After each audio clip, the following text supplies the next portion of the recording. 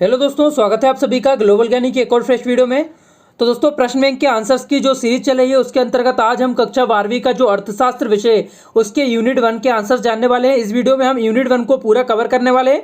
तो यहाँ पर सबसे पहले हम इसका ब्लूप्रिंट देखेंगे। तो इसमें देखिए 5 अंक का पूछा जाएगा, जिसमें से 1 अंक वाला एक क्वेश्चन आएगा। इसके अलावा 4 अंक वाला यहाँ से एक क्वेश्चन पूछा जाएगा। तो दोस्तों यहाँ पर यूनिट 1 को हम पूरा कवर करने वाले हैं। लेकिन दोस्तों इससे पहले आप सभी से कहना चाहूंगा, इसके आंसर जानने से पहले अगर आपने अभी तक दोस्तों चैनल को सब्सक्राइब नहीं किया है तो सब्सक्राइब करके बेल आइकन को इनेबल कर लीजिए, क्योंकि दोस्तों यहाँ पर आपके प्रश्न बैंक के प्रत्येक सब्जेक्ट के आंसर आपको प्रोवाइड किए जा रहे हैं, जो कि आपके एग्जाम के लिए काफी ज्यादा हेल्पफुल रहेगा। तो बस आपको दोस्तों चैनल को सब्सक्राइब करके रखना है। तो चलिए यहाँ पर आपका एक एक क्वेश्चन का हम आंसर देख लेते हैं। तो दोस्तों यहाँ पर बात करें आपके पहले वाले प्रश्न की, जिसमें आपसे बहुविकल्प वाले प्रश्न पूछे गए हैं। तो इसमें पहले वाले में आपसे पूछा गया व्यष्टि अर्थशास्त्र का अर्थ है। तो इसका आपको आंसर लगाना है। यहाँ पर आ वाला जो है विशिष्ट आर्थिक इकाइयों का अध्ययन।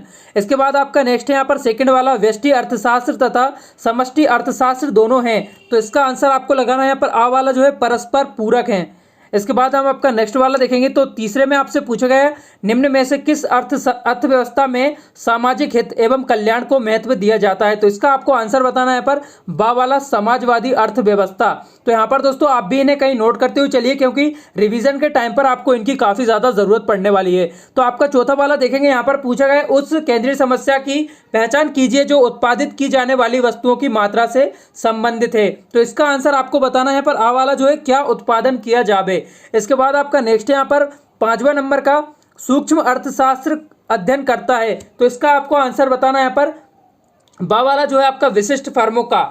इसके बाद दोस्तों हम आपका नेक्स्ट वाला क्वेश्चन देखेंगे। यहाँ पर आपके वस्तुनिष्ठ जो प्रश्न थे उनके आंसर्स हो चुके हैं। अब आपके दीर्घोत्तरीय वाले जो प्रश्न हैं जो कि 4 अंक के पूछे जाएंगे, इनके आंसर्स भी हम देख लेते हैं। तो दोस्तों अगर आपने वीडियो को अभी तक लाइक नहीं किया तो प्लीज लाइक कर दीजिए और साथ ही साथ चैनल को सब्सक्राइब कर लीजिए, क्योंकि प्रश्न बैंक के संपूर्ण आपके विषय के यहाँ पर संपूर्ण क्वेश्चन के आंसर आपको प्रोवाइड किए जाएंगे। तो यहाँ पर दोस्तों आपका देखिए यहाँ पर दीर्घोत्तरीय वाले जो क्वेश्चन है यहाँ पर 7 क्वेश्चन पूछे गए हैं। तो 7 के आंसर हम इस वीडियो में देखने वाले हैं।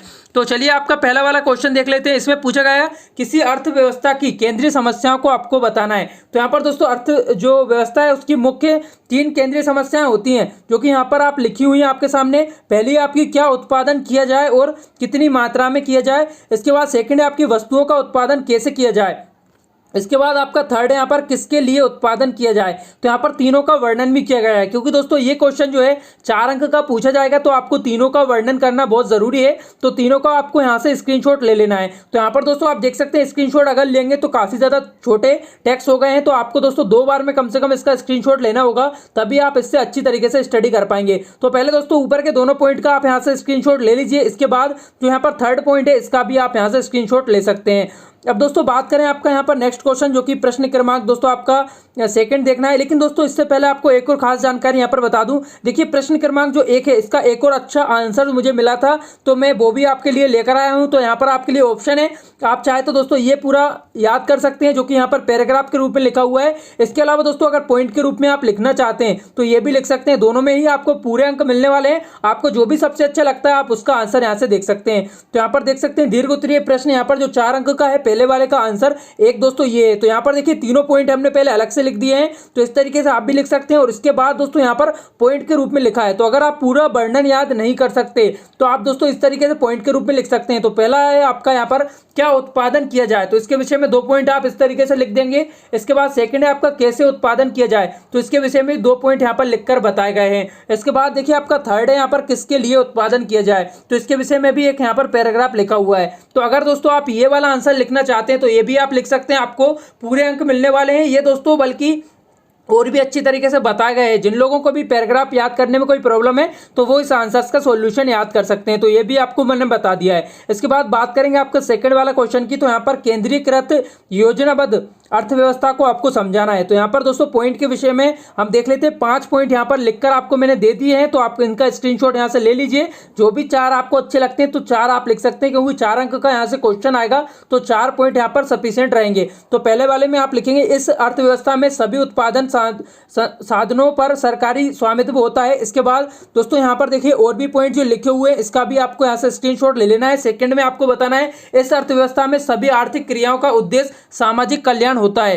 तो यहाँ पर दोस्तों जो भी वेस्ट पॉइंट आपके लिए थे वो यहाँ पर आपको प्रोवाइड करा दिए गए हैं, तो आपको इसका स्क्रीनशॉट यहाँ से ले लेना है। इसके बाद आपका थर्ड वाला क्वेश्चन देखेंगे, तो यहाँ पर आपसे पूछा गया है बाजार अर्थव्यवस्था को आपको समझाना है। तो देखिए बाजार अर्थव्यवस्था जो है दोस्तों एक पैराग्राफ में आपको समझा दिया गया है। यहाँ पर जब आप लिखेंगे तो दोस्तों आप कॉपी में लिखते हैं तो वहां पर थोड़ा और ये स्पेस कवर करता है। तो दोस्तों यहाँ पर आपको थोड़ा सा आंसर छोटा दिख रहा होगा, लेकिन जब आप खुद से लिखेंगे तो ये काफी बड़ा आंसर होने वाला है। तो 4 नंबर यहाँ पर आपको पूरे मिलने वाले हैं इस क्वेश्चन के लिए भी। तो इसका आंसर आप लिख लीजिए। यहाँ पर बात जो है बाजार अर्थव्यवस्था के विषय में पूछा गया है, तो यहाँ पर दोस्तों पूरा पैराग्राफ में पूरा आंसर आपको मिल जाएगा। इसके बाद नेक्स्ट क्वेश्चन की बात करें तो प्रश्न क्रमांक 4 में आपसे पूछा गया है केंद्रीकृत योजनाबद्ध अर्थव्यवस्था तथा बाजार अर्थव्यवस्था में आपको अंतर बताना है। तो इसका जो आंसर है वो भी आपके सामने है दोस्तों। देखिए बाजार अर्थव्यवस्था जो है वो इस तरफ लिखा हुआ है, इसके बाद जो आपकी केंद्रीकृत योजनाबद्ध अर्थव्यवस्था है वो इस तरफ लिख दिया गया है। तो दोस्तों इनका जो साइड बदलने से कोई भी फर्क नहीं पड़ता है।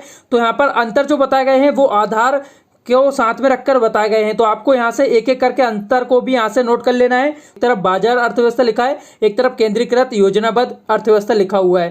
तो यहाँ से दोस्तों वीडियो को आप थोड़ा सा HD में करके अगर स्क्रीनशॉट लेंगे तो आपके पास काफ़ी अच्छी क्वालिटी में स्क्रीनशॉट आ जाएगा, आपको कोई भी परेशानी नहीं जाएगी। तो इसके बाद दोस्तों आपका देखिए प्रश्न क्रमांक जो 4 है वो हमने देख लिया है। अब नेक्स्ट आपका देखेंगे यहाँ पर प्रश्न क्रमांक जो है आपका 5वां वाला। तो यहाँ पर आपसे प्रश्न क्रमांक 5 में पूछा गया सकारात्मक तथा आदर्शक अर्थशास्त्र में अंतर बताना है।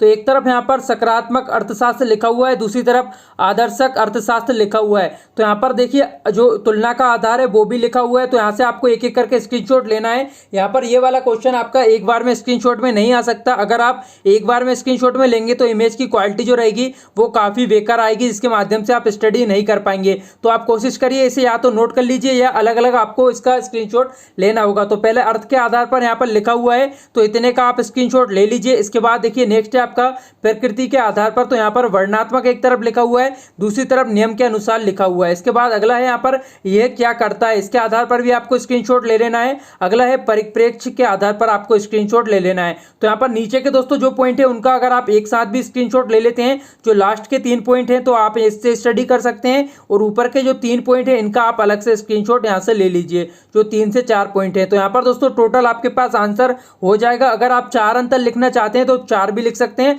आपको पूरे अंक मिल जाएंगे। तो दोस्तों ये आपका प्रश्न क्रमांक 5 का आंसर था।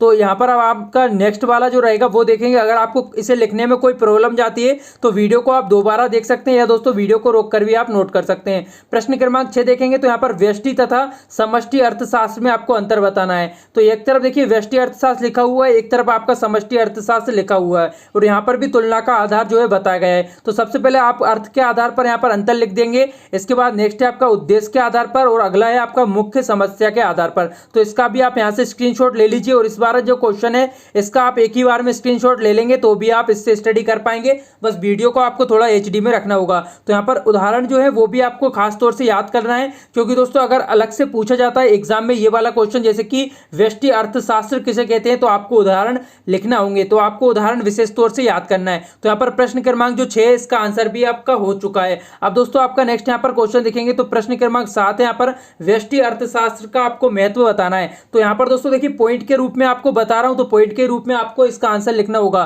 तो पहले वाले में आपका पॉइंट है यहाँ पर आर्थिक कल्याण। तो आपको आर्थिक कल्याण में दोस्तों इसका पूरा का पूरा यहाँ पर वर्णन करना होगा, क्योंकि 4 अंक का यहाँ से क्वेश्चन आएगा, तो आपको वर्णन जरूर करना है। देखिए आर्थिक कल्याण के बारे में यहाँ पर लिखा हुआ है। इसके बाद मानसिक जो व्यायाम है वो यहाँ पर लिखा हुआ है। तो पहले आप दोस्तों प्रारंभ के जो 3 पॉइंट है इनका यहाँ से स्क्रीनशॉट ले लीजिए। प्रबंध संबंधी जो निर्णय इसका भी आप यहाँ से ले सकते हैं। इसके बाद देखिए प्रश्न क्रम जो आपका चौथा पॉइंट है यहाँ पर अंतर्राष्ट्रीय व्यापार में सहयोग, तो इसका भी आप यहाँ से स्क्रीनशॉट ले लीजिए। और अगर आप एक बार में स्क्रीनशॉट लेना चाहते हैं तो यहाँ से ले सकते हैं, लेकिन हो सकता है इसके माध्यम से आपको स्टडी करने में कोई प्रॉब्लम जाए। और अगर आप एक बार में नहीं लेना चाहते तो इसे थोड़ा सा जूम करके भी मैं बता देता हूँ यहाँ पर। अब दोस्तों यहाँ पर देखिए आपके जो क्वेश्चन थे यहाँ पर इस यूनिट के सारे हो चुके हैं। सारे क्वेश्चंस के आंसर मैंने आपको बता दिए। दोस्तों अगर आप इन्हें स्क्रीनशॉट के माध्यम से नहीं पढ़ना चाहते या आप अलग से नोट्स नहीं बना रहे हैं तो आपको इसकी PDF भी प्रोवाइड कर दी जाएगी। PDF डाउनलोड करने के लिए आपको डिस्क्रिप्शन में जाना है, वहां पर आपको टेलीग्राम की लिंक मिल जाएगी, तो आप टेलीग्राम को ज्वाइन कर सकते हैं। टेलीग्राम को ज्वाइन कर लेंगे तो दोस्तों वहां पर सभी विषय के आपके जो भी आंसर यहाँ पर प्रोवाइड किए जा रहे हैं, प्रश्न बैंक के आंसर्स की PDF भी आपको टेलीग्राम पर प्रोवाइड की जा रही है। तो टेलीग्राम को आपको ज्वाइन जरूर कर लेना है। तो अगर दोस्तों आपको ये वीडियो अच्छी लगी तो इसे लाइक शेयर और चैनल को सब्सक्राइब जरूर करिएगा। वीडियो देखने के लिए आप सभी का बहुत बहुत धन्यवाद।